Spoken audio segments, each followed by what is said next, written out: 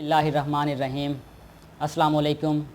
मैं हूं आपका होस्ट अरबाज़ फ़ारूक और आज मैं अपने चैनल डेली हेल्थ रेमेडीज़ से लाइव आया हूं आपके लिए ख़ुसूसी इन्फॉर्मेशन लेकर।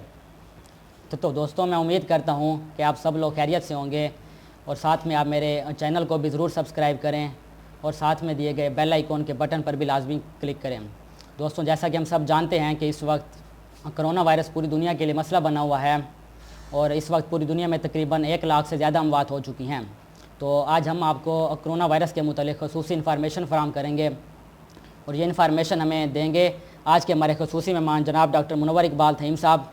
डॉक्टर साहब इस वक्त निश्तर हॉस्पिटल के एमरजेंसी वार्ड में अपनी ड्यूटी सर अंजाम दे रहे हैं और हम उनका बेहद शुक्रिया अदा करते हैं कि उन्होंने हमारे व्यूअर्स के लिए अपनी मसरूफ़ियात में से टाइम निकाला। और जो इस वक्त हमारे मुल्क के हालात हैं, इन हालात में हमारे डॉक्टर्स जो हैं हमारे फ्रंट लाइन सोल्जर्स बने हुए हैं और मैं अपनी तरफ से और अपनी पूरी पाकिस्तानी कौम की तरफ से उनको सल्यूट पेश करता हूं कि वो हमारे लिए अपनी जानों को जोखिम में डालकर दिन रात अपनी ड्यूटी सर अंजाम दे रहे हैं। तो आइए अब हम आपको अपने आज के मेहमान जनाब डॉक्टर मुनव्वर इकबाल साहब से मुलाकात कराते हैं। अस्सलाम वालेकुम डॉक्टर साहब, कैसे हैं आप? वालेकुम सलाम, बहुत शुक्रिया आपका। सबसे पहले मैं आपका बहुत बहुत मशकूर हूँ कि आपने जो है ना ये बहुत अच्छी ये एक सर्विस है जो आपने ये शुरू की हुई है जी। कि इसमें ज़्यादा से ज़्यादा आम लोगों को बहुत फ़ायदा होगा, तो बहुत बहुत शुक्रिया। तो डॉक्टर साहब, जैसा कि हम सब जानते हैं कि निश्तर हॉस्पिटल में भी कुछ डॉक्टर्स हैं जिनमें कोरोना वायरस की तशख़ीस हुई है और आप भी एमरजेंसी वार्ड में निश्तर हॉस्पिटल में ड्यूटी दे रहे हैं। तो क्या आपने भी अपना टेस्ट कराया? अगर आपने अपना टेस्ट नहीं कराया तो आप अपना टेस्ट कब कराएंगे? हाँ जी, ये आपने बिल्कुल सही खबर सुनी है कि निश्तर के अंदर हमारे कुछ डॉक्टर्स हैं, जो हमारे कुछ कोलीग हैं, कुछ हमारे जूनियर्स हैं जो कि जिनका ये कोरोना टेस्ट पॉजिटिव आया है। उसकी वजह क्योंकि वहाँ निश्तर में एमरजेंसी के अंदर तो हमें किट्स दी जा रही हैं, लेकिन जो हमारे वार्ड्स हैं, हमारी आईसीयू है, दो डिफरेंट वार्ड्स हैं, नेफ्रोलॉजी, मेडिसिन वार्ड्स हैं, तो उनमें किट्स नहीं हैं। तो उसमें डॉक्टर्स जो है उनको किट्स ना होने की वजह से, क्योंकि पेशेंट्स के साथ डायरेक्ट एक्सपोजर होता है, तो इस वजह से जो है ना उनके हमारे तकरीबन 25 के करीब डॉक्टर्स हैं जिनका कोरोना टेस्ट ये पॉजिटिव आया है। तो उनमें ज़्यादातर असल में वो थे जिनको अलामात थी, सिम्टम्स थे, तो इस वजह से पेशेंट के साथ एक्सपोजर भी हुआ, तो इस वजह से उन्होंने ये टेस्ट कराया तो उनका पॉजिटिव आया है। अभी मेरी बात हुई उनसे, अल्हम्दुलिल्लाह सब ठीक हैं, लेकिन अभी तक वो 14 डेज़ के लिए उनको क्वारंटाइन किया हुआ है। तो जहाँ तक आपने मेरी बात की, तो अल्हम्दुलिल्लाह मेरी अभी सिम्टम्स नहीं है, अल्लाह का शुक्र है। तो इंशाल्लाह अभी तो मैंने नहीं कराया, तो अगर कोई खुदा न खास्ता अगर कोई अलामात ज़ाहिर हुई तो फिर जो है फिर कराऊँगा। बिल्कुल डॉक्टर साहब, हम यही दुआ करेंगे कि अल्लाह आपको हमेशा सेहत और तंदुरुस्ती अता करें। तो इसके अलावा आप हमारे व्यूअर्स को बताएं कि कोरोना वायरस है क्या और ये कैसे फैलता है? हाँ जी, ये असल में ये एक नई बीमारी है। जिस तरह इसका नाम से ये ज़ाहिर होता है कि ये मतलब एक वायरल इन्फेक्शन है। मतलब इसकी टाइप्स होती हैं, मुख्तलिफ़ किस्म के हैं, कुछ बैक्टीरियल इन्फेक्शंस होते हैं, कुछ वायरल इन्फेक्शन होते हैं। तो वायरल इन्फेक्शन है और ये जो है आम तौर पर इसमें क्योंकि ये न्यू है तो इस वजह से इसका ये है कि अभी तक हम ये नहीं कह सकते कि कोई भी ऑथेंटिक, क्योंकि अभी इस पर रिसर्च हो रही है। तो मल्टीपल रिसर्च, जिस तरह ये स्प्रेड तो ये चाइना से हुआ, वुहान सिटी जी। उनका जो है वहाँ से स्टार्ट हुआ।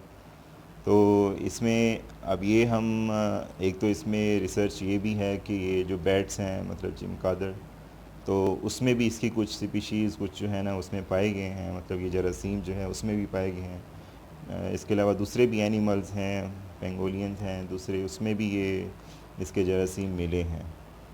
तो अभी यकीन से नहीं कहा जा सकता कि ये कैसे कहाँ से ये इंसान के अंदर आया, तो लेकिन ये हम यकीन से कह सकते हैं कि ये ह्यूमन बीइंग नहीं है, मतलब ये एनिमल्स या किसी और सोर्स से ये शिफ्ट हुआ है। और ये एक ऐसा इन्फेक्शन है कि मतलब वायरल इन्फेक्शन है कि जो हमारे रिस्पायरेटरी सिस्टम जो है, हमारे लंग्स जो है, उसको ये अफेक्ट करता है मेनली।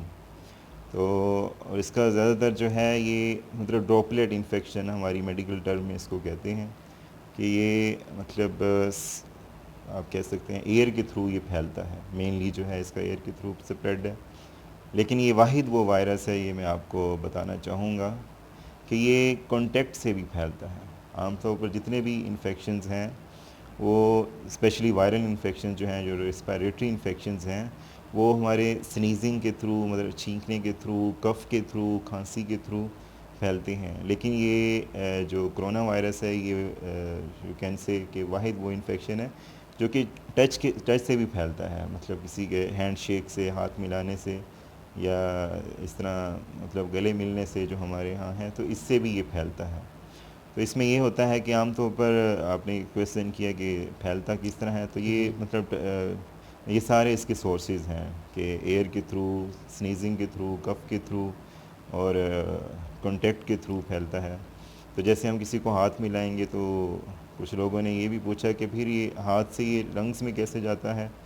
तो इसमें यह है कि जैसे हमारी आमतौर पर हैबिट्स हैं, आदत है कि जैसे हमने हाथ मिलाया तो फिर क्या है, नाक को हाथ लगाया या मतलब मुंह को, आँखों को हाथ लगाया, तो उससे ये हाथ के ऊपर फ़र्ज़ किया, अपने हाथ नहीं टच किया, अपने फेस के ऊपर कहीं टच नहीं किया, तो ये आपने किसी अगर कोरोना वाले पेशेंट को आपने हाथ मिला लिया है तो नहीं फैलेगा ये मैं छोटी सी कहता हूँ, मतलब ये नहीं फैलेगा जब तक आप उसको, अपने हाथ को अनइंटेंशनली अपने मुंह पर, नोज़ फेस पर पर, टच आइज़ नहीं पर, किया। फेस पर जब तक आप नहीं लेके जाएंगे।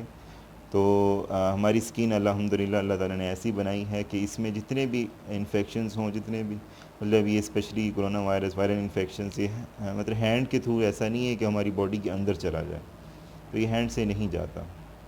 तो आमतौर पर जब भी इस तरह आपने हाथ मिलाया किसी से जो कि सस्पेक्टेड था, उसको हो गए, उसको था, तो फिर वो अगर उसने नोज़ में टच किया, फेस को कहीं पे भी टच किया है, तो वहाँ से वो फेस के ज़रिए, नोज़ के ज़रिए या माउथ के ज़रिए या आइज़ के ज़रिए जो है ये हमारे जिस्म के अंदर दाखिल होता है।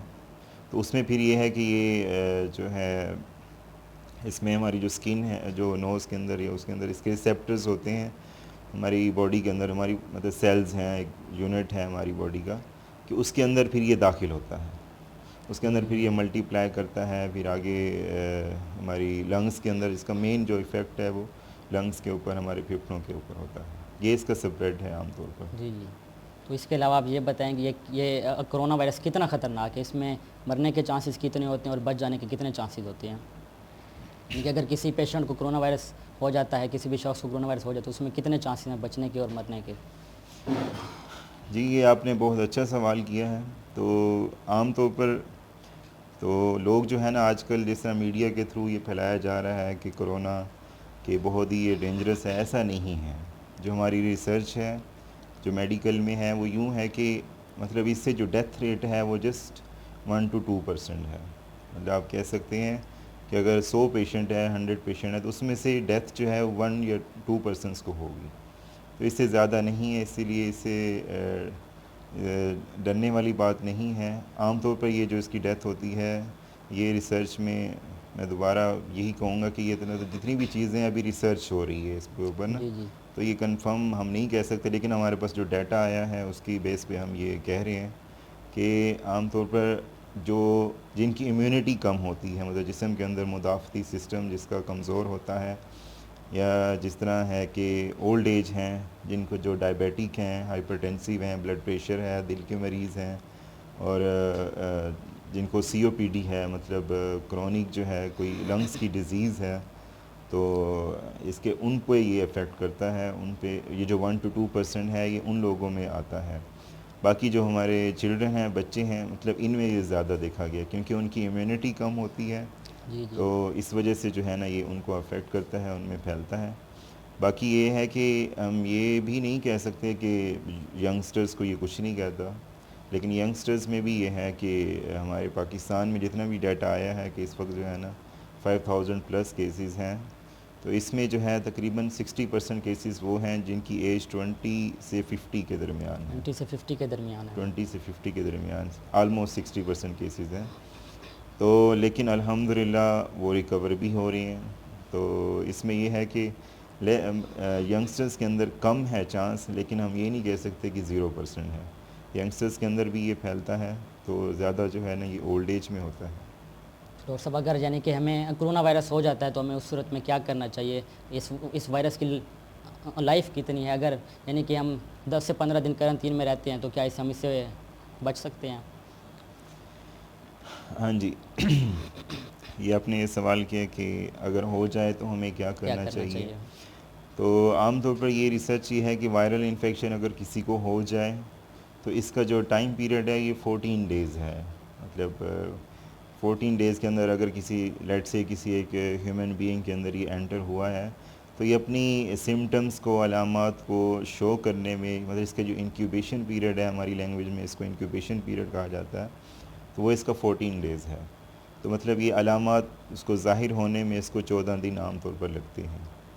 तो अब आप अगर घर में हैं, तो अगर आपको ये अलामात शो हो रही हैं, अलामात में जो मैं अर्ज़ करना चाहूँगा कि सबसे जो हमारा डॉक्टर्स का जो कंसेंसस है कि फ़ीवर जो है वो हमने क्योंकि क्राइटेरिया बनाया है कि हम किसको लेबल करें, किसको हम सस्पेक्ट करें कि इसको कोरोना है या नहीं है। तो उसमें जो है सबसे जो बुनियादी सिम्टम है वो कोरोना है, सॉरी फ़ीवर है। फीवर। कि अगर किसी पेशेंट को फ़ीवर हो रहा है तो उसके साथ हम दूसरी अलामात देखते हैं। अगर फ़ीवर लाज़मी होना चाहिए, मतलब ये हमारा जो एक क्राइटेरिया हमने बनाया है, तो उसमें फ़ीवर के साथ दूसरी अलामात में फ़ीवर जो है वो आलमोस्ट 80% पेशेंट को होता है, जो रिसर्च है। तो 80 to 85% में फ़ीवर लाज़मी होगा। ये बुनियादी सिम्टम एक आप इसको कह सकते हैं। इसके साथ जो है वो कफ़, वो आलमोस्ट 55 to 60% कफ़ होती है, ड्राई कफ़ होती है उसमें, और साथ फ्लू भी हो सकता है। और इसके अलावा जो है शार्टनेस ऑफ ब्रेथ हमारी लैंग्वेज में मतलब सांस का मुश्किल होना, सांस लेने में रुकावट महसूस होना। तो ये अलामात, ये भी, इसका भी 60% पेशेंट में ये देखा गया है। लेकिन इसके अलावा दूसरी अलामात भी हो सकती हैं जिसमें पेट में दर्द होना, मोशन लगना, मतलब हमारे पेट की जितनी भी तकालीफ़ हैं जिनको हम आम तौर पर रिलेट नहीं कर रहे होते कि शायद ये कोरोना नहीं हो सकता, ऐसा नहीं है, बल्कि कोरोना के पेशेंट्स डायरिया के साथ, पेन एब्डोमेन के साथ, इसके साथ भी रिपोर्ट हुए हैं। इसके अलावा जो है यूरिनरी सिम्टम्स, मतलब छोटा पेशाब, उसमें जलन होना, ये वाली सिम्टम्स, किडनी की सिम्टम्स जो हैं, पेन, लोअर बैक पेन, ये सिम्टम्स भी रिपोर्ट हुई हैं। इन सिम्टम्स के साथ भी कोरोना का पेशेंट आ सकता है। तो जिस तरह आपने कहा कि अगर हो जाए तो हमें क्या करना चाहिए, तो उसमें ये है कि अगर आप घर में हैं, सबसे पहली बात तो ये है कि हम जो है अगर आपको फ़ीवर हो रहा है तो आप उस फ़ीवर को मतलब रिकॉर्ड करें। आप घर में टेम्परेचर, अगर मतलब सांस नहीं फूल रहा लेकिन आपको सिंपल फ़ीवर है, तो इसमें यह है कि सबसे पहले तो आप उसी वक्त जैसे आपको फ़ीवर स्टार्ट हुआ है तो आप सिंपल जो है पैनाडोल जो टैबलेट है उसको आप 2 टैबलेट्स जो है वो 6 आवर्ली शुरू कर दें, स्टार्ट मतलब फ़ौरन ही। तो 6 घंटे बाद चाहे आपको टाइम लगा कि खाना पड़े कि सुबह आपने 8 बजे लिया है तो उसके बाद 2 बजे, इस तरह फिर रात को 8 बजे, तो 2 टैबलेट्स जो हैं वो आपने लाजमी लेनी है। और उसमें हम ये नहीं कह सकते कि आपने मतलब खाने के लिए कोई कि खाने से पहले खानी है, खाने के बाद खानी है, खाना खाना है, ये नहीं करना। तो उसमें ज़रूरी नहीं है कि खाने के साथ लें, आप वैसे सिंपल बिस्किट के साथ या वैसे भी सिंपल आप मेरे पैनाडोल टैबलेट आप ले सकते हैं। तो थोड़ा इसमें ये है कि सबसे पहली बात आपने अपने आप को आइसोलेट भी करना है। आप बिल्कुल। अपने आप बिल्कुल ही आइसोलेट हो जाएं और आपकी जितनी भी एक्टिविटीज़ हैं उनको आप मिनिमाइज़ कर दें। आप कहीं शॉप पर जाते हैं, कहीं भी ऑफिस जाते हैं, जो भी काम करते हैं, तो उसको जो है आप मतलब वो उससे छुट्टी ले लें या जिस तरह भी बिल्कुल अलग है। हो जाएं हम। हाँ, बिल्कुल आप अपने आप को सेपरेट कर लें, आइसोलेट कर लें। अगर आपको कोई सिंपल अगर फ़ीवर भी हो रहा है तो जी। आप अपने आप को आइसोलेट करेंगे। और दूसरा ये है कि अपनी एक्टिविटीज़ जिसमें है सिर्फ खाना खाना, वाशरूम तक जाना आना, वज़ू करना, नमाज़ पढ़ना, खड़े होकर नमाज़ नहीं भी पढ़ सकते, अगर सांस का मसला हो रहा है तो बैठ के पढ़ लें, तो लेकिन अपनी एक्टिविटीज़ मिनिमाइज़ रखें। और साथ जो है दूसरी भी पैनाडोल के साथ हम मेडिसिन यहाँ पे यूज़ करते हैं, उसमें ये एजिथ्रोमाइसिन है, हाइड्रोक्सीक्लोरोक्वीन है, दूसरी भी एंटीवायरल जो है तो वो हॉस्पिटल पेशेंट जैसे एडमिट होता है वो उनके लिए। लेकिन आप घर में ये है कि सिंपल आप पैनाडोल ही यूज़ करें, बाकी जो है वो अपने डॉक्टर से कंसल्ट करके फिर यूज़ करें। और घर में मतलब ज़रूरी नहीं है, मकसद ये है कि आपने पूछा था कि क्या किया जाए, तो पैनिक होने की ज़रूरत नहीं है, परेशान होने की ज़रूरत नहीं है कि फ़ौरन आपको फ़ीवर हुआ और आप डॉक्टर के पास चले गए। तो नहीं, ऐसे नहीं। जब तक आपको सांस का मसला नहीं हो रहा, सांस फूल नहीं रहा, चलने में आप सांस में रुकावट नहीं हो रही, तो आप घर में भी उसको मैनेज कर सकते हैं। तो जी सिंपल जी। आप पैनाडोल टैबलेट लें, अपने आप को सेपरेट रखें, और जो है खाने में थोड़ा परहेज़ करें, और सोने में ख़ास तौर पर ये एहतियात देखने में आई है कि आम तौर पर जो है जिस तरह हम सुन्नत के मुताबिक ये है कि हम राइट साइड पे करवट लेके सोते हैं, तो इसमें थोड़ा हमारा डॉक्टर्स का ये कंसर्न है कि अगर आपको फ़ीवर हो रहा है, सिम्टम्स आपको शो हो रही हैं, तो आप सोने में उल्टा सोएं, मतलब पेट के बल सोना है आपने। तो जो उस नो वक्त करना है डाउट, जब हमें ये सिम्टम्स हो रही हों। जी, जी जी। जब आपको सिम्टम्स हो रही हों, मतलब फ़ीवर हो रहा है, तो नो डाउट ये हमारी सुन्नत के ख़िलाफ़ है, लेकिन क्योंकि हम इसको एक इलाज के ज़ुमरे में ये तरीका अपना रहे हैं, तो इंशाल्लाह इसमें कोई इस तरह का नहीं होगा, पकड़ नहीं होगी, क्योंकि ये सिर्फ़ हम इलाज समझ के आर्ज़ी तौर पर ये कुछ दिनों के लिए हम ये कर रहे हैं। उससे फ़ायदा क्या होगा, हम उल्टा क्यों सोएंगे, मतलब पेट के बल। आम तौर पर जो हमारे लंग्स हैं, हमारे जो फेफड़े हैं, क्योंकि ये फेफड़ों पर असर करती है बीमारी, तो लंग्स का हमारा बेशतर हिस्सा जो है वो आम तौर पर बैक पे होता है। तो आप जब सीधा सोएंगे तो आपके जो लंग्स हैं, फेफड़े हैं, वो कंप्रेस हो जाएंगे। तो इस जी डिज़ीज़ जी। में क्योंकि कोरोना में ये होता है कि लंग्स पे इफ़ेक्ट होता है, तो हमें लंग्स को फ्री स्पेस चाहिए ताकि वो ऑक्सीजन जो है वो अंदर हमारी इनहेल हो, ज़्यादा से ज़्यादा लंग्स जो हैं वो हमारे फेफड़े एक्सपेंड हों, ताकि वो उसको इम्यूनिटी भी मिले। तो इसमें यह है कि जब आप सीधा सोएंगे तो वो जब लंग्स कंप्रेस हो जाएंगे तो ऑक्सीजन अंदर नहीं जा पाएगी। तो जब ऑक्सीजन अंदर नहीं जाएगी तो उस पे क्या होगा कि ये डिज़ीज़ जो है वो स्प्रेड कर सकती है, जब लंग्स को एक प्रॉपर स्पेस ही नहीं मिल रही। तो जब हम पेट के बल सोएंगे तो उससे ये होगा कि लंग्स प्रॉपरली एक्सपैंड होंगे। जी जब जी। प्रॉपरली एक्सपैंड होंगे, ऑक्सीजन प्रॉपरली पहुंचेगी, तो इसके डिज़ीज़ के जो आफ्टर इफ़ेक्ट्स हैं वो कम से कम होंगे। और अगर कोई ऐसा शख्स है जो बहुत ज़्यादा ओबीस है, जो किसी भी डिज़ीज़ की वजह से, कुछ भी वजह है जिस वजह से वो पेट के बल नहीं सो सकता, तो उसमें ये है कि कम से कम वो फिर करवट लेके सोए, मतलब राइट या लेफ़्ट साइड पे। सुन्नत तो राइट साइड पे है, तो उस पे करवट लेके सोए कि एटलीस्ट मतलब ऑक्सीजन की सप्लाई जो है वो मैक्सिमम रहे। तो इसमें मैं एक बात ये अर्ज़ करना चाहूँगा कि आम तौर पर ये लोग पूछते हैं कि हम अपने आप को नेबुलाइज़ या फिर जिस तरह है भाप है वो जी लें जी। या ना लें, तो उसमें ये है कि अगर आपको सिम्टम्स नहीं हैं, मतलब आप बिल्कुल सही हैं, तो उसमें आप भाप ले सकते हैं। तो दिन में आप 2 दफ़ा 3 दफ़ा भाप लें। लेकिन अगर ये है कि आपको जब सिम्टम्स हो गई हैं, जैसे कि फ़ीवर हो गया है, तो उसमें फिर भाप लेने का कोई फ़ायदा नहीं है। उसमें आम तौर पर ये देखने में आया, क्योंकि जब आप भाप लेंगे तो उसके जो ड्रॉपलेट्स हैं वो आपकी पूरी उसमें इन्वायरमेंट में, आपके रूम में जहाँ भी आप ले रहे हैं, उनमें वो स्प्रेड होंगे। जी जी। एक तो वो उसमें स्प्रेड होंगे एयर के अंदर, दूसरा जैसे आप भाप लेंगे तो वो फ़र्ज़ किया कि उसके जो वायरस, कोरोना वायरस के जो जरसूमे हैं वो हमारे सिर्फ ऊपर ही गले तक मौजूद थे। जैसे आपने भाप ली तो उसके ज़रिए वो पूरे अंदर चले जाएंगे, पूरे लंग्स में स्प्रेड कर सकते हैं। तो इसमें यह है कि जब बीमारी हो गई है, जब आपको बुखार हो गया है या दूसरी सिम्टम्स ज़ाहिर हो रही हैं, तो फिर आप भाप लेने से परहेज़ करें। तो और डॉक्टर साहब, आपने अभी एक मेडिसिन का नाम लिया, हाइड्रोक्सीक्लोरोक्विन। ये आजकल काफ़ी लोग इसको यूज़ कर रहे हैं क्योंकि ये एक एंटी मलेरिया मेडिसिन है। तो क्या ये वायरस में भी काम देती है या नहीं? क्योंकि आजकल काफ़ी लोग जो है ना ये हाइड्रोक्सीक्लोरोक्विन यूज़ कर रहे हैं। पूछते हैं काफ़ी लोग, हाइड्रोक्सीक्लोरोक्विन क्या ये इस मकसद के लिए है या नहीं है? जी, ये बिल्कुल आपने ठीक फरमाया कि ये एक्चुअली एंटी मलेरियल ड्रग है। जी जी। मलेरिया के पेशेंट्स के लिए आमतौर पर यूज़ होती है, लेकिन इसमें क्योंकि मेडिकल की जो एक फ़ील्ड जो है, ये एक सारी एक्सपेरिमेंट बेस है, मतलब एक्सपेरिमेंट्स हम करते हैं, उसमें जो भी चीज़ आ जाए तो उसको हम फिर इसमें ये एक्सपेरिमेंट्स में आया है। अभी रिसेंटली लाहौर में हमारे वहाँ कुछ हॉस्पिटल्स के अंदर इस पे क्लोरोक्वीन के ऊपर एक्सपेरिमेंट्स किए गए, जिसमें 2 पेशेंट उसमें देखा गया कि एक वो पेशेंट जिसको ये हाइड्रोक्सी क्लोरोक्वीन दी गई और दूसरा वो पेशेंट जिसको हाइड्रोक्सीक्लोरोक्वीन नहीं दी गई। नहीं दी गई। तो जिसको दी गई दोनों कोरोना पेशेंट थे, पॉजिटिव थे, तो जिसको दी गई उसकी रिकवरी जो है वो जल्दी होगी, मतलब विद इन 3 डेज़ जो है 3 to 4 डेज़ वो पेशेंट रिकवर हो गया जिसको हाइड्रोक्सीक्लोरोक्वीन दी गई। दी गई है। और जिसको नहीं दी गई वो भी रिकवर हुआ लेकिन उसको 12 डेज़ लगे। तो हम इसमें ये कह सकते हैं कि ये थोड़ा रिकवरी प्रोसेस को ये स्पीड अप करती है। बाकी इसके जो है एक ये डाटा भी इसमें इसको फेवर करता है कि ये यूज़ करनी चाहिए।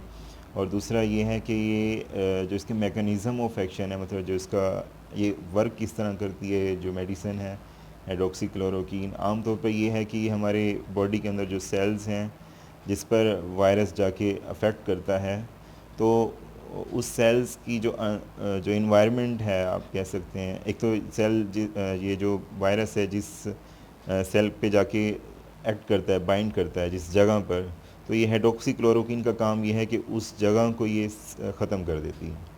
मतलब ये कि जब भी वायरस आएगा उसको स्पेस ही नहीं मिलेगी, जी जी। जगह ही नहीं मिलेगी कि मैं कहाँ पर जाके अटैच हूँ।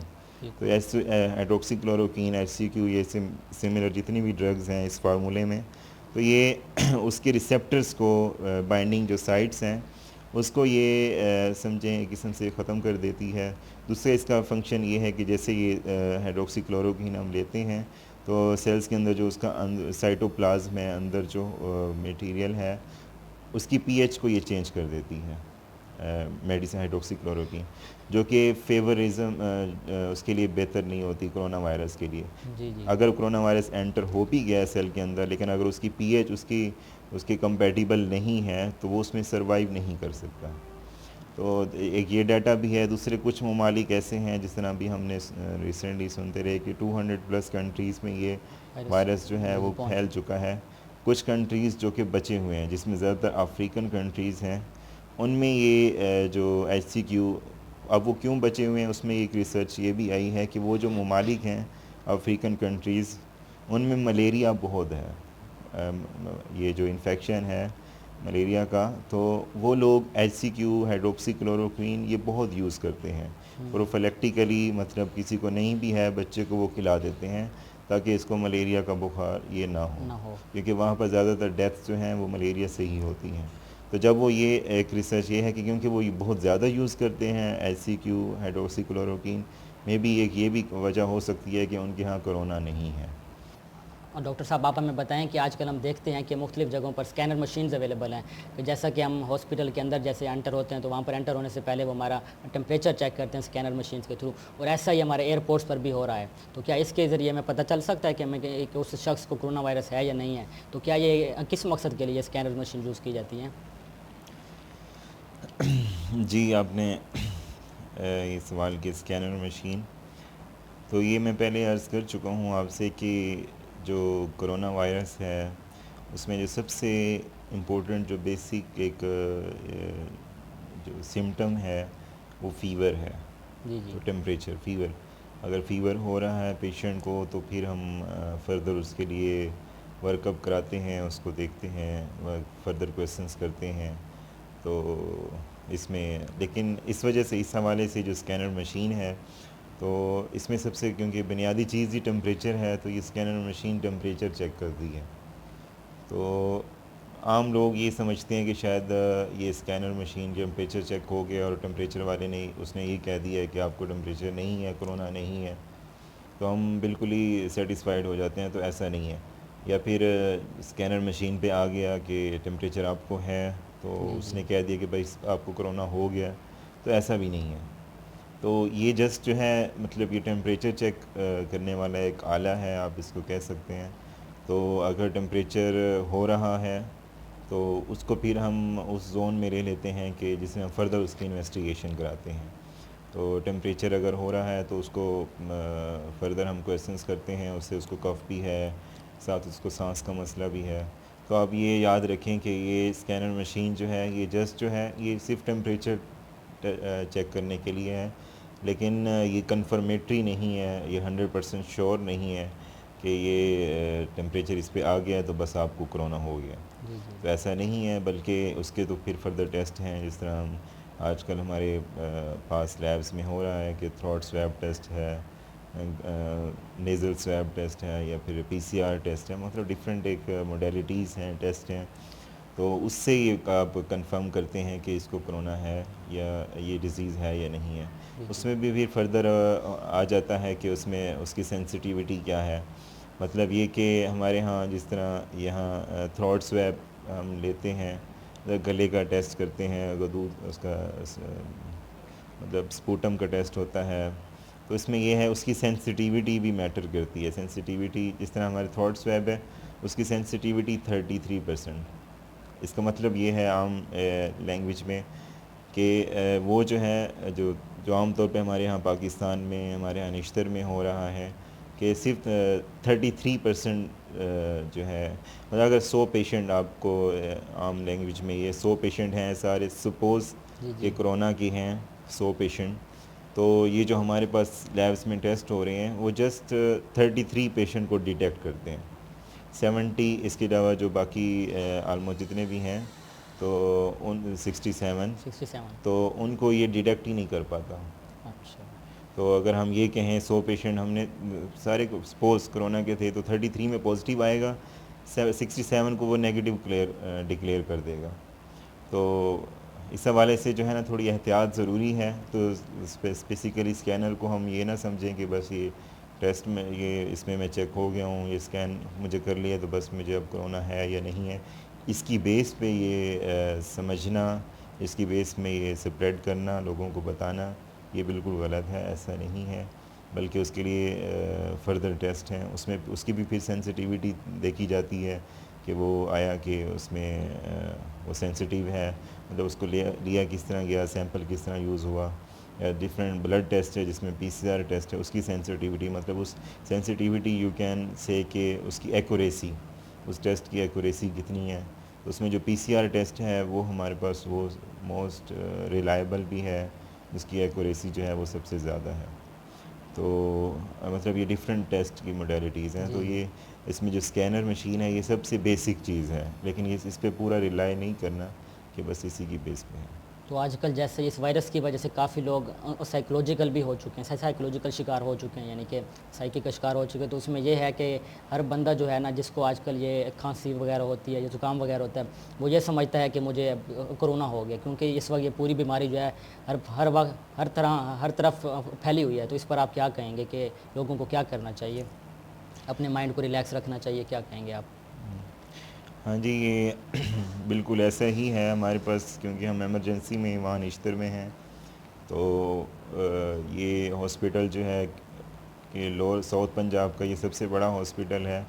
तो यहाँ पर जो भी पेशेंट आता है तो हमारे पास ही आते हैं मेनली। तो यहाँ पर काउंटर है, तो वहाँ पर ड्यूटी भी मेरी भी ड्यूटी वहाँ पर लगी, मैंने की। तो मैंने वहाँ पर ये ऑब्ज़र्व किया कि 90% पेशेंट जो हमारे पास आते हैं तो वो जस्ट यू कैन से कि कुछ भी नहीं होता उनको, 90 बल्कि 95% पेशेंट होते हैं वो जस्ट साइकोलॉजिकल कि मुझे इवन के कुछ फ़ीमेल्स आई तो उनसे मैंने ये क्वेश्चन किया कि भाई आप टीवी देखती हैं, तो उसने कहा हाँ जी मैं देखती हूँ और टीवी में ज़्यादातर न्यूज़ ही सुनती रहती हूँ। कोरोना वायरस की चल रही है तो आजकल। कहती जैसे वो टीवी में आता है कि ये गले से फैलता है तो मुझे लगता है मेरे अब गले में दर्द हो रहा है। वो कहती है कि अब जो है वो बताते हैं कि अब इसमें जो है खांसी होती है तो मुझे खुद महसूस होता है कि अब मुझे खांसी हो रही है। तो लोगों को आम तौर पर इस तरह की तो मैंने तो ये हिदायत दी कि बस आप टीवी देखना छोड़ दें, टीवी देखना कम कर दें। तो आम तौर पर ये 90 और जैसे हम उनको कहते हैं तसल्ली देते हैं कि आपको कुछ भी नहीं है, तो फिर वो कहते हैं कि बस ठीक है, अब मुझे खांसी भी नहीं है, अब मुझे गले में दर्द भी नहीं है, अब मुझे जो है वो सांस का मसला भी नहीं हो रहा, जब हम उनको कह देते हैं भाई आपको कुछ नहीं है। जी जी। तो ये चीज़ इंडिकेट करती है कि जो है ये जस्ट जो है ना लोग बहुत ज़्यादा पैनिक हो रहे हैं, बिल्कुल। मतलब साइकोलॉजिक इफ़ेक्ट आ रहा है।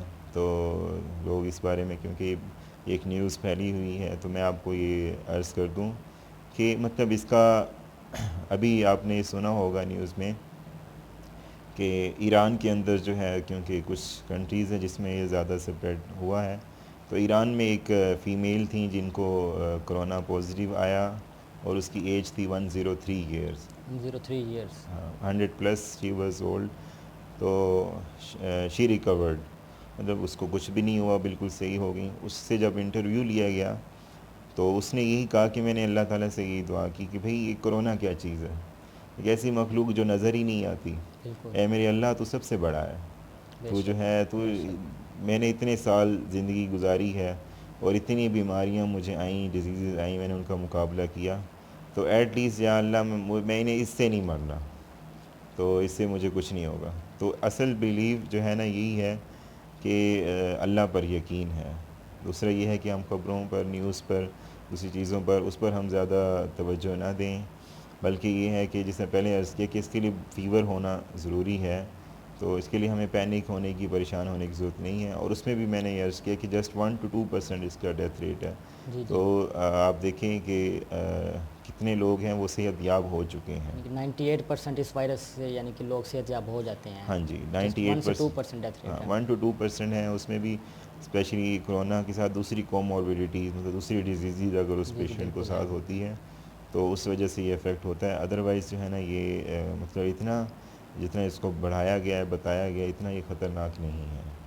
और इसके अलावा हमने ये भी सुना है कि कोरोना वायरस जो है ये ज़्यादा गर्मी में ज़िंदा नहीं रहता, और यानी कि उसके अलावा ये है कि अगर हम 10 सेकंड अपना सांस को रोकते हैं बिना रुकावट के, तो उसके में भी यानी कि इसका यानी कि वो ये कहते हैं कि इसमें भी कोरोना वायरस नहीं है। तो क्या ये दुरुस्त है या गलत है? हाँ जी, ये बात पहला जो आपने क्वेश्चन किया कि गर्मी के हवाले से, तो ये बात दुरुस्त नहीं है। जहाँ तक मतलब फिर भी मैं वही बात अर्ज़ करूँगा कि ये सारी रिसर्च बेस है, सारी एक एक्सपेरिमेंटल बेस की स्टडीज़ हैं, अभी इनिशिएटिव है। तो उसमें ये कहना दुरुस्त नहीं है कि जैसे गर्मी है तो गर्मी में बैठेंगे, गर्मी में ये वायरस ख़त्म हो जाएगा, तो ऐसा भी कोई प्रूव नहीं आया। जी, जी। जैसा कि आपने ये देखा होगा कि इस वक्त जो है ना पंजाब के अंदर जो सबसे ज़्यादा गर्मी पड़ती है वो मुल्तान है, बिल्कुल। हर कोई जानता है इसको। तो और इस वक्त पूरे पंजाब में सबसे ज़्यादा केसेस मुल्तान के मुल्तान में अंदर है। हैं, तो यहाँ तो गर्मी सबसे ज़्यादा है। बिल्कुल। तो इस हवाले से तो यहाँ केसेस सबसे कम होने चाहिए। आपने यहाँ देखा कि दिन के अंदर टेम्परेचर जो है वो 30 क्रॉस कर जाता है, 30-35 तक आजकल होता है। 35-36 पर। हाँ, यहाँ तक होता है टेम्परेचर। तो यहाँ तो इस हवाले से तो हम ये सोचें कि अगर ऐसा है तो यहाँ केसेस कम होने चाहिए, ऐसा नहीं है, यहाँ तो सबसे ज़्यादा केसेस हैं। तो इस वाले से ये कहना दुरुस्त नहीं है कि ये जैसे गर्मी है, गर्मी के अंदर ये ख़त्म हो जाएगा, तो इस बारे में अभी कुछ नहीं कहा जा सकता कि ये ठीक है या नहीं है। और दूसरा आपने ये 10 क्वेश्चन सेकंड सांस किया कि रोकना। हाँ 10 सेकंड वाला, तो आम तौर पर ये सही है, आप इसको कह सकते हैं, क्योंकि ये लंग्स की डिज़ीज़ है, फेफड़ों पे असर करती है। तो जैसे जैसे इसमें डिज़ीज़ जैसे स्प्रेड करती है, तो इसमें लंग्स जो हमारे फेफड़े हैं वो सिकुड़ते चले जाते हैं, मतलब उसको हम जी, जी। फाइब्रोसिस कहते हैं, लंग्स फाइब्रोसिस होती है। तो जैसे फाइब्रोसिस बढ़ती चली जाती है तो पेशेंट का सांस लेना मुश्किल होता चला जाता है। तो जिस वजह से जो है वो उसका जैसे 10 सेकंड के लिए आम तौर पर जो है आदमी, जिससे यंग पेशेंट है, वो 25-30 सेकंड्स तक अपना सांस जो है वो मेंटेन रख सकता है। इस वजह से हम इसको मिनिमम एक बनाया है पैरामीटर के, एक लेमैन पर्सन के लिए, एक आम बंदा जो मेडिकल लैंग्वेज को नहीं जानता, डॉक्टरी नहीं, एक दूर दराज इलाके में कहीं पे है, तो अगर वो अपने आप को टेस्ट करना चाहे, देखना चाहे कि मुझे ये डिज़ीज़ है या नहीं है, तो उसमें ये एक आप कह सकते हैं कि बेसिक एक, जिस तरह स्कैनर का मैंने बताया कि वो टेम्परेचर चेक करने वाली एक मशीन है, जैसे तो इस तरह ये भी आप मतलब अगर कोई मेडिकल फैसिलिटीज़ आपके पास नहीं हैं, जी, जी। इस तरह मेडिकल में तो हम पल्स ऑक्स, दूसरी चीज़ें होती हैं वो हम लगा के ऑक्सीमीटर, ऑक्सीजनेशन चेक करते हैं, लेकिन आप कहीं पेरीफ्री में कहीं दूर दराज बैठे हैं तो वहाँ चेक करने वाली इस तरह सहूलियात नहीं हैं, तो आप ये टेस्ट कर सकते हैं। ये ठीक है, 10 सेकंड के लिए आपका सांस नहीं फूल रहा, तो इसका मतलब ये है कि आपके अंदर, आपके लंग्स के अंदर, फेफड़ों में इतनी कैपेसिटी है कि वो आप उसको कोप अप कर सकता है, वो ठीक रह सकता है। तो आपसे आखिरी सवाल आज का यही है कि कोरोना वायरस से बचने के लिए हमें क्या करना चाहिए, यानी कि इसके लिए एहतियात हमें कौन सी करनी चाहिए? हाँ क्या कौन कौन सी एहतियात हैं कि जिनको हम करके कोरोना वायरस से बच सकते हैं? जी, ये अक्सर लोग इस बारे में बहुत क्वेश्चंस करते हैं और बहुत ज़्यादा इस बारे में कंसर्निंग होते हैं कि हम क्या करें, इस कोरोना से कैसे बचें, और ये इसका क्या एहतियाती तदाबीर क्या हैं। तो उसमें बिल्कुल ज़्यादातर लोगों को तो बातें मालूम ही हैं, क्योंकि मीडिया पर और इधर फ़ेसबुक मुख्तलिफ़ जो सोशल मीडिया है, मोबाइल है, टीवी है, इसमें चल रहा है। तो एहतियात या सोशल डिस्टेंस जिसके बारे में आज बहुत ज़्यादा बोला जा रहा है, जी जी तो नो डाउट कि ये सोशल डिस्टेंस ये एक बहुत बड़ी बहुत इम्पोर्टेंट प्रिकॉशन है। इसमें मतलब अपने आप को आइसोलेट रखना, किसी के हैंड शेक नहीं करना और हाथ को मुतवातिर धोना है। आमतौर पर जिस तरह हम घर में हैं तो उसमें ये एहतियात हम बरतें कि जिस तरह हमारे डोर्स हैं, घर में हम एंटर होते हैं तो हम ये जितनी भी चीज़ें हैं 24 आवर्स तक ये जरासीम जो है ये रहता है। जो हमारी आम इस्तेमाल के जो बर्तन हैं, यूटेंसिल्स हैं, हमारे मोबाइल फ़ोन्स हैं, हमारी जिस तरह रिमोट है घर में आम तौर पर एक ही रिमोट होता है, एक ही जिस जी तरह जी टीवी रूम है तो हर कोई वही रिमोट यूज़ कर रहा है। तो हम ये कोशिश करें कि जो रिमोट है, इस तरह अप्लायंसेस हैं जो मल्टीपल पर्सन उसको यूज़ करते यूज़ हैं, करते हैं। तो उसमें ये है कि हम कम से कम उसको एक दफ़ा लाज़मी दिन में सैनिटाइज़ करें। बिल्कुल इस तरह बाकी ये डोर्स हैं वो आप कोशिश करें हाथ से मतलब ना खोलें उसको, जो है ना अपने एल्बो के ज़रिए मतलब कोनी लगा के, किसी भी तरह जो है ना मतलब कि जो ये ओपन एरियाज जो हैं, ये जी जी हाथ जी हैं, ये उसको टच ना हो। और दूसरा ये है कि जिस तरह मोबाइल फ़ोन है, ये दूसरी चीज़ें हैं मतलब जो कॉमन चीज़ें जो आप गिलास घर में यूज़ की चीज़ें जितनी भी हैं, तो उनको आप सैनिटाइज़ एक मरतबा लाजमी लाज़मी करें। करें। इसके अलावा जो है जो पानी के बारे में बहुत पूछा जाता है कि पानी, इसमें यह है कि जब तक ये तो वैसे ही एक आम पर्सन के लिए कि वो 3 लीटर्स तक पानी लाज़मी पिए, मतलब जिसमें ये 12 से 16 गिलास बनते हैं, वो हमें रोज़ाना हर शख्स को पीना चाहिए। जी जी आम तौर पर किसी से पूछें कि आप पानी पीते हैं? जी पीते हैं। कितना पीते हैं? बस 2-3 गिलास मैं 24 बिल्कुल घंटे में ऐसे पी लेता हूँ। तो 2-3 गिलास तो मतलब ये हमारी रिक्वायरमेंट नहीं है, बल्कि हम एटलीस्ट जो है 10 से 12 गिलास ये नॉर्मल है, तो हम इसको पानी पिएँ। पानी आजकल ये नॉर्मल पीना चाहिए, ठंडा तो नहीं इस्तेमाल करना हाँ चाहिए। जी, ये हम जो है नॉर्मल पानी इस्तेमाल करें। ठंडी चीज़ें, क्योंकि जितनी भी हम ठंडी मशरूबात हैं, दूसरी जितनी भी आइसक्रीम है, जो भी ठंडी चीज़ें हैं, ये एक्चुअली हमारे गले पर जो हमारा थ्रोट है उसको इफ़ेक्ट करती हैं। तो ये अगर हम इस्तेमाल करेंगे तो मतलब ये एक किस्म का हम वायरस को एक मीडियम प्रोवाइड कर रहे हैं, उसको बिल्कुल फैसिलिटेट कर रहे हैं कि भाई आप आएँ और इफ़ेक्ट करें। बिल्कुल तो इस हवाले से ये जितने भी हम पानी जो है हम नॉर्मल पानी इस्तेमाल करें। तो दूसरा ये है कि हम जब बिल्कुल ठीक हैं तो हम पानी ज़्यादा से ज़्यादा इस्तेमाल करें, जितना 12 से 14 गिलास हैं इतना हम पी लें। और लेकिन जो लोग बुज़ुर्ग हज़रात हैं जिनको दिल की बीमारी है, दिल को गुर्दों का मसला है, तो वो अपने डॉक्टर से कंसर्न करें, वो ऐसे नहीं पीने से मतलब ये जो एहतियात है 12 से 14 गिलास ये आम बंदे के लिए है। बिल्कुल तो लेकिन जो जिसको कोई बीमारी है, जिस तरह दिल के मरीज़ हैं उनके लिए पानी कम पीना होता है, या गुर्दों के मरीज़ हैं तो उनके लिए भी पानी वो 1 लीटर इस्तेमाल करना होता है, उनके लिए नहीं है। बाकी यह मैं अर्ज़ करता जाऊँ कि जो अगर डिज़ीज़ आपको मतलब फ़ीवर हो गया है, आपको सांस लेने में मसला हो रहा है, तो फिर आप पानी कम इस्तेमाल करें। मतलब जब तक आपको बीमारी नहीं है फिर आप पानी ज़्यादा इस्तेमाल करें। जैसे आपको सांस की मुश्किल हो रही है, सांस लेने में रुकावट हो रही है, तो फिर जो है ना आप पानी कम से कम कम से इस्तेमाल कम करें। इस्तेमाल जिस करें। तरह भाप के बारे में मैंने अर्ज़ किया शुरू में कि अगर आप बिल्कुल ठीक हैं तो आप एहतियात के दर्जे में आप भाप ले सकते हैं, लेकिन जैसे बीमारी हो गई है तो फिर आप भाप ना लें।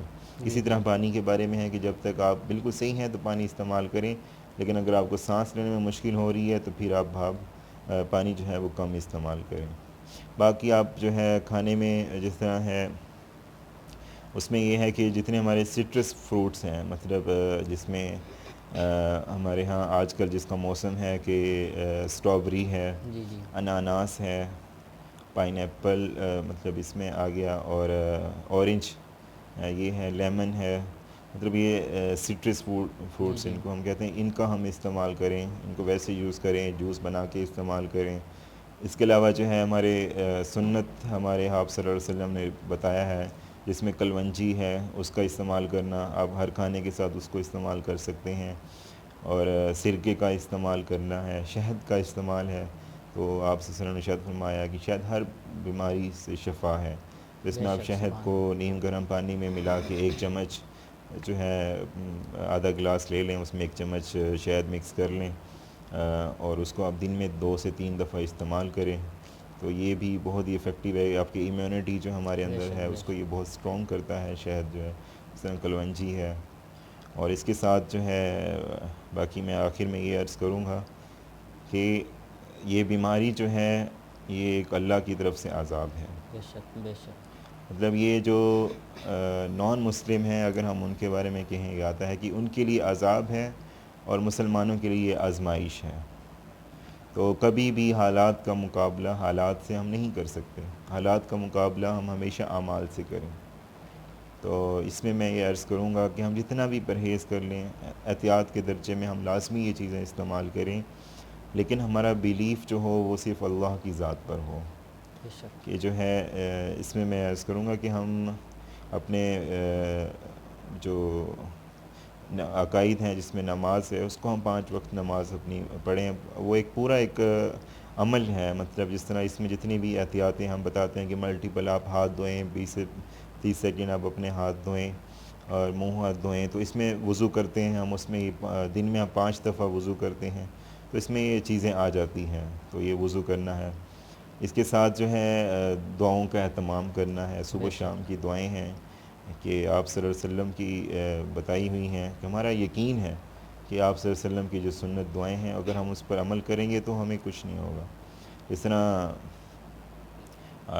ग़ज़वा अहज़ाब के मौके पर उसमें जो हर तरफ से मुशरिकीन मक्का ने हमला किया मदीना के ऊपर, तो उसमें क्या था कि सहाबा कराम जो मुनाफिकीन थे उन्होंने ये कहा कि अब तो हम मारे जाएंगे, क्योंकि हर बेशक। तरफ से चारों तरफ से जो है वो मुशरिकीन मक्का जो है ना वो हम पर हमला आवर हो चुके हैं, अब तो हमें कोई नहीं बचा सकता। लेकिन सहाबा कराम का क्या था कि उन्हें अल्लाह पर यकीन था अल्लाह। और उन्होंने हस्बुनल्लाहु व निअमल वकील जो है वो ये सुभान। उन्होंने बार बार इसको विर्द किया। तो बेशक। इस वजह से अल्लाह ताला ने उनकी हिफाजत की। इस यूनुस अलैहिस्सलाम के बारे में आता है कि मछली के पेट में थे, तो अब वो समंदर में थे, मछली के पेट में थे और हर तरफ से जो सारे असबाब थे वो उसके ख़िलाफ़ थे, ज़िंदगी खिलाफ के थे, बिल्कुल ख़िलाफ़ थे। ऐसा। लेकिन उस वक्त उन्होंने आयत करीमा का विर्द किया, ला इलाहा इल्ला अंत सुब्हानक इन्नी कुन्तु मिनज़ ज़ालिमीन, तो अल्लाह ने उनकी हिफाजत की। तो इस वक्त बेशक, जो है हम बेशक। पूरी हर तरफ से घिरे हुए हैं। पूरी दुनिया में इस वक्त कोरोना की ये जो डिज़ीज़ है, ये जो बीमारी है, वबा फैली हुई है, तो चारों तरफ से जो है एक किस्म का अल्लाह का अज़ाब है। तो इस मौके पर अगर हम ये कहेंगे कि ये दुआओं का एहतमाम करेंगे, जिस तरह ये हस्बुनल्लाहु व निअमल वकील है, आयत करीमा है, सुबह शाम की दुआएं हैं, तो इसका हम एहतमाम करेंगे तो यकीनन अल्लाह ताला हमारी हिफाजत करेंगे। बाकी ये जो हम आम तौर पर सोशल मीडिया पे सुनते हैं कि कोरोना से डरना नहीं बल्कि लड़ना लड़ना है, है, बिल्कुल। तो ये कहना भी गलत है, क्योंकि ये कोरोना जो है ये एक किस्म की बीमारी है, वबा है, अल्लाह की तरफ से अज़ाब है। तो अगर हम ये कहेंगे कि आपके चैनल के थ्रू मैं ये आम लोगों को ये पैगाम देना चाहूँगा कि हम आम तौर पर इसको हम ना कहें, मतलब कोरोना से लड़ना नहीं डरना, डरना नहीं लड़ना है। तो इसमें एक किस्म का अल्लाह ताला को ललकारना है। इसमें अल्लाहु यह है कि अकबर। कोरोना ये कहना ये है कि भाई या अल्लाह ये आपका अज़ाब है तो हम इसका मुकाबला करेंगे। तो नऊज़ बिल्लाह इस तरह के अल्फाज कहना, तो ये किस्म मतलब ये एक आफ़त है अल्लाह की तरफ से है, तो हम कह रहे हैं कि भाई हम इससे डरते नहीं हैं, हम बिल्कुल आपका ऐसे है। मुकाबला करेंगे। तो नऊज़ बिल्लाह ये तो अल्लाह ताला के सामने खड़े होने वाली बिल्कुल, बात है। बिल्कुल ऐसे। तो ऐसा कहना बिल्कुल गलत है। तो इसमें यह है कि हम इस्तग़फ़ार करें कसरत से, अल्लाह ताला से माफ़ी मांगें, अल्लाह की तरफ मुतवज्जे हों। तो अल्लाह ताला जो है मुश्किल हालात में जिस तरह सहाबा कराम की अल्लाह ने मदद की, तो इसमें हमारी भी अल्लाह ताला ज़रूर मदद करेंगे। बाकी यह है कि एज़ ए मुस्लिम जो है हमें मतलब अल्लाह से ही डरना चाहिए। बिल्कुल। तो बेशक, हमारा बेशक। ईमान है कि सब कुछ अल्लाह के हाथ में है। बेशक। तो ये बीमारी जो है जिसमें मैंने तफ़सील से आपको अर्ज़ किया कि इसमें कोई परेशानी वाली बात नहीं है। तो जिसको अलामात हो भी जाएँ तो उसमें भी ये है कि 98% जो है वो पेशेंट रिकवर हो जाते हैं। तो ऐसी बात नहीं है जिसको कोरोना हो गया तो बस नऊज़ बिल्लाह बस वो चला जाएगा, मर बिल्कुल जाएगा ऐसे वो, है। तो ऐसा नहीं है। तो बहुत ज़्यादा लोग जो हैं वो रिकवर हो रहे हैं। हम लोगों को बकअप करें, उनको इनकरेज करें बिल्कुल। कि भई ये घबराने वाली बात नहीं है, एहतियात हम ज़रूर करें, लेकिन सिर्फ़ अल्लाह पर यकीन करें। तो दोस्तों हम अपना आज का सेशन यहाँ पर ख़त्म करते हैं और हम डॉक्टर साहब का अगेन दोबारा शुक्रिया अदा करते हैं कि उन्होंने हमारे चैनल के लिए, हमारे व्यूअर्स के लिए अपना टाइम निकाला। और इस वक्त जो हमारे मुल्क के हालात है, जैसा कि आप सबको मालूम है, इन हालात में हम अपने डॉक्टर्स, अपनी फ़ौज और अपनी पुलिस को सल्यूट पेश करते हैं कि वो हमारे लिए अपनी जानों को मुश्किल में डालकर अपने लिए दिन रात ड्यूटीज़ सर अंजाम दे रहे हैं। तो आखिर में हम भी अपने व्यूअर्स को यही कहेंगे कि स्टे होम, स्टे सेफ़ और सब लोग अपना बहुत ज़्यादा ख्याल रखें। इंशाल्लाह मिलेंगे नेक्स्ट वीडियो के साथ। अल्लाह हाफिज़।